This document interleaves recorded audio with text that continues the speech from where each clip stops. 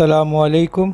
आप देख रहे हैं यूट्यूब चैनल आम सी बातें और आज मैं आपके लिए इस वीडियो में अफ़ज़ल मियाँ मोहम्मद बख्श साहब रूमी कश्मीर रहमतुल्लाह अलैह कलाम लेकर आया हूँ। इस वीडियो को लाइक और शेयर ज़रूर करें और हमारे चैनल को भी सब्सक्राइब करें। जज़ाकुमुल्लाह खैर।